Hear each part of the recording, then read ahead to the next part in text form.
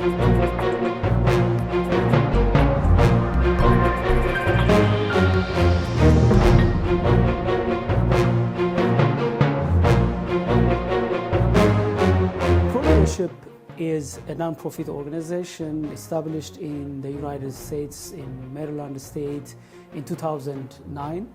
It has a tax exemption status at federal level and also state level. We have also a consultative status with UN, ECOSOC, and ProLeadership have been also operating in the United States and recently in Ethiopia. Well, the most important reason why ProLeadership was formed was that, remember, I was a youth leader in the early 90s. I was born and raised in the eastern part of Ethiopia in Harar. I was coordinating a youth association with some of my peers. We established an association called Misrak Chora. We were serving our community. And then I enrolled at Addis Ababa University, and in the late 90s, 97, 98, I believe, I was also the president of Addis Ababa University Students' Union. I traveled to different African countries and also around Ethiopia, visiting different universities in the country. We served our fellow students with passion. But when I look back, I didn't have mentors, I didn't have coaching, I didn't have resources. There were not organizations like ProLeadership who could have mentored me, enabled me. I could have attended workshops, I could have read books, I could have served better if there were organizations like ProLeadership. And around 2009, myself and some of my colleagues, we were contemplating, how can we help our community? And one of the gaps that we found out was that there's no a nonprofit organization in the DC metro area serving the immigrant community. Leadership is not appreciated. People don't see it as a problem.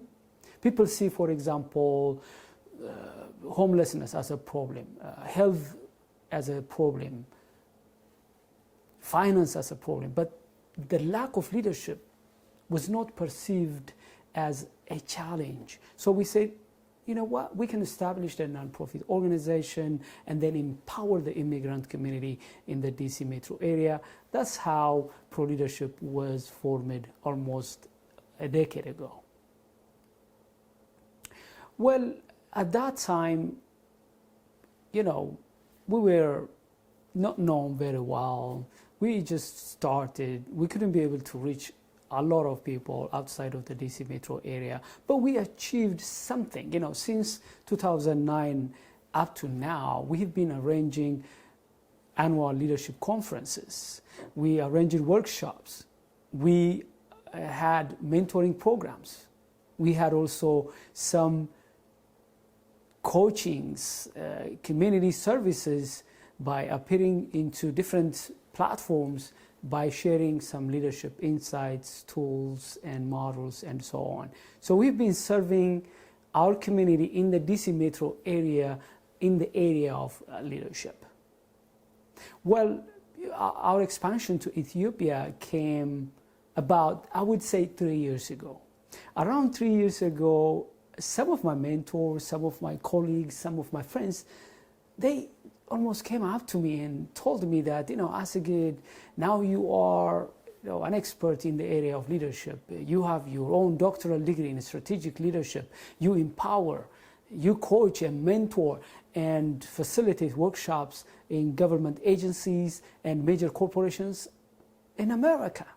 But you are an African. You have to do something about it.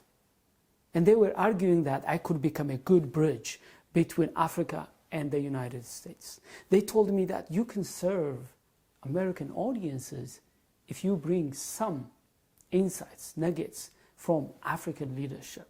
And also you can serve Africans better if you transfer some of the leadership insights, wisdom, principles that helped America to succeed by contextualizing and by putting into the African context. It was really convincing. So the first thing I decided was, let me first, do research. I used to be a researcher working for a multinational research organization. So I said, let me research about it. So it took me 3 years. While I was also making the research, I was sharing some of the results I was getting with some of the board members of Pro Leadership. And they got interested. And at one point they said, while you're researching yourself, why don't you also, help us as a board to come up with an initiative? I said, I'll be glad. I would like to share the results. Actually, I was planning to publish the book last year, but I didn't get a chance to publish it. Most probably I'm going to publish it in 2020. So these colleagues, they said that, out of your book, out of the results that you got from your research, why don't you help us to come up with an initiative that focuses on Africa? I loved that idea. We brainstormed, we talked about it, and finally we came up with an initiative called Bridging the Leadership Gaps in Africa. And this year, on May 29th, 2019, in the United States, we launched the initiative. We invited a state, county, and also African Union officials to come and speak. We had panel discussion, we had speakers. It was very successful, packed with wonderful programs and speakers. So we launched it here in the US, and also we began implementing the initiative. We arranged 2 workshops, and also we went to Africa. We said that, launching it in America is okay, but this is about African leadership. So we have to launch it on the soil of Africa. And we went to Ethiopia July 17th, 2019, in partnership with Addis Ababa University. We launched the initiative. Actually, we implemented the initiative in July 2019. We had a 1-day workshop. We had even 2 training of trainers, TOTs, people who are ready to implement the initiative in Ethiopia and beyond. We have also a local team in Ethiopia. We have also partners who are ready to support us to implement the initiative, starting from Ethiopia to the rest of Africa. As you know, Addis Ababa is the seat of African Union, so that's the right place to start this initiative in Africa. Well, the main target audience of the initiative are youth and women. We have strong reasons for that. First of all, youth. Africa is the youngest continent in the world. That's her competitive advantage. There are a lot of challenges that Africa has, but this is one of our competitive advantage. They're gonna bring turnaround in Africa. Africa has now hope. Africa can transform herself in 1 generation through her youth. If you just take Ethiopia, for example, 70% of the youth, 70% of the population is youth. Can you imagine how young Ethiopia is? And young people, they have the energy, the commitment, the vision. They can really work with the initiative, because we strongly believe that we can only transform Africa through leadership development by raising successful, effective leaders, youth and women, in 1 generation. We don't think that transforming a continent can be achieved in a few years, even in 1 decade. It takes time.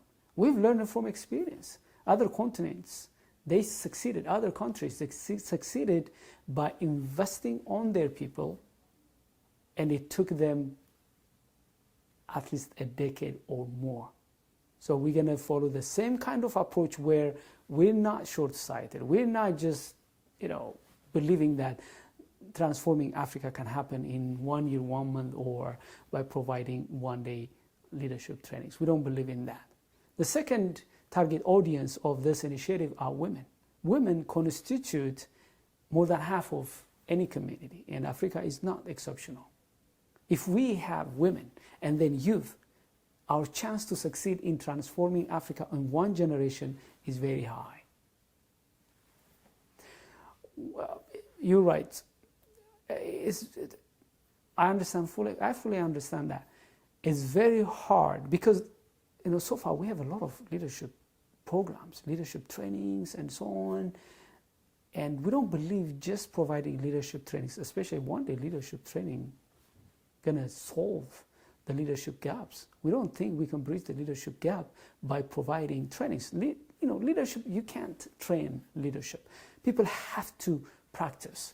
But before you even practice, you have to be trained. For example, if you wanna fly an aeroplane, you can't just fly it. First, you have to go to school and learn, and then practice, and you become experienced. Leadership is no different. So what we're trying to do is that we have 3 stages of leadership development. The first one is foundational, the basics. The second is intermediary. We're going to launch that in 2 years. And then the advanced level, which is going to be launched in 4 or 5 years from now. But what we believe is that in the next 2 years, what we're going to do is we're going to provide that one-day intensive workshops on 3 important areas of leadership. Now, there are a lot of leadership attributes that we need to develop. But if you sum up everything, you're going to come up with 3 important areas in leadership. First is mindset, second, skill set, third, character set. Our program focuses on these 3 important areas. Of course, we're not just providing theoretical contents. We want to bring challenge. We want to really challenge the status quo. We want to bring change in mindset of African youth.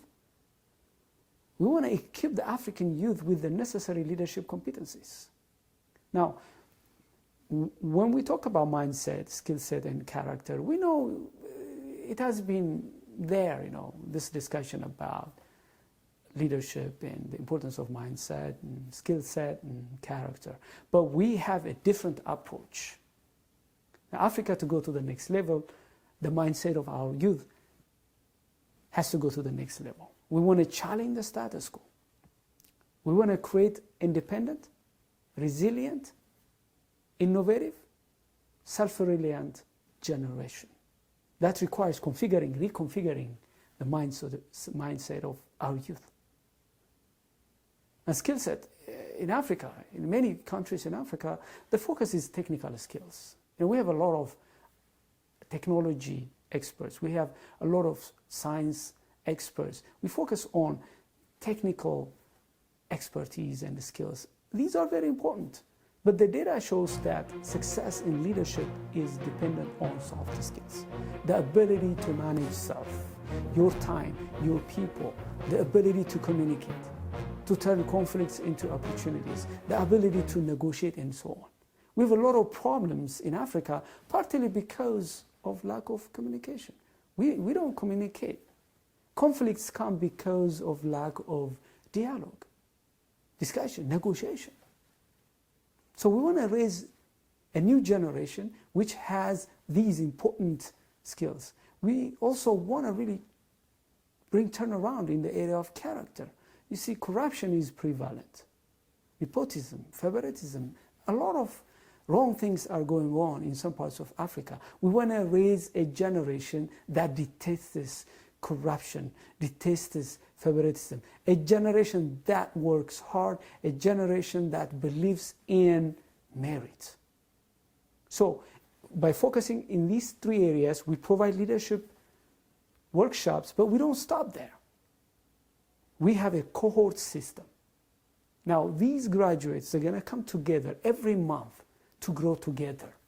Of course, there are a lot of leadership programs that have cohort system, but we want to make sure that ours is unique, and our target is making our youth agents of change, and that requires a consistent growth on a monthly basis. And we have a document, we're working on a curriculum, the details will come out in the future, but we're not depending on one-day workshops. We've also another system called TOT, which is a training of trainers. We train some of the graduates to duplicate ourselves, because the Bridging the Leadership Gaps initiative aims at raising 1 million new breed leaders of Africa in one generation. That's how we multiply. We graduate people, we train them to be trainers, we equip them, we mentor them, and then they go to their own community to raise other leaders like themselves. By doing that, we could be able to raise 1 million new breed leaders of Africa. They're going to turn around in the destiny of Africa in one generation. We could be able to see, before we die, an Africa that's self-sustaining, an Africa that's a pride of its people, an Africa that's part of the solution in the world, an Africa that shines, an Africa that competes globally, an Africa that gives to others. That's possible. Any other question? Well, of course, we engage with the diaspora. We want to use experienced leaders in the diaspora, the resources of the diaspora to empower the youth in Africa. What we do is we have a system set up. We empower, we coach, we mentor, prepare our diaspora volunteers. Whenever they go to their respective communities in Africa, they go there and provide our programs. And also they talk to our local teams, coach and mentor our people whenever they visit their communities back home in Africa. We're also trying to approach other stakeholders because we believe that we need support, as many supports that we can get. We believe that we should be the ones starting this thing. We should be the one who should be self-sustaining. That's leading by example. We started this initiative by using our own money from our own pocket. We are volunteers. But to scale this thing up, we need support from African governments, from international and local non-profit organizations and non-governmental organizations that are working in the transformation of Africa, because we believe that to alleviate poverty, to tackle diseases, to resolve conflicts, for Africa to have prosperity, peace, stability, and unity, we need to have capable leaders, not just at the top, throughout the community, from the top to the bottom. And what we're doing is investing on the youth at the grassroots level to raise those competent leaders who could be able to shoulder the responsibility, first to transform their own lives, their families, their villages, their communities, and then the continent at the end of the day. And the diaspora are going to play a great role in terms of being volunteers. And also we look forward to get financial, material support from anyone, African and also friends of Africans. All right, I'm glad that I have answered the most important questions. By believing that you now understand why Pro Leadership was formed, when it was formed, what we've been doing so far, about the initiative, and what we've been doing so far to implement the initiative. And thank you very much for asking. All right, thank you.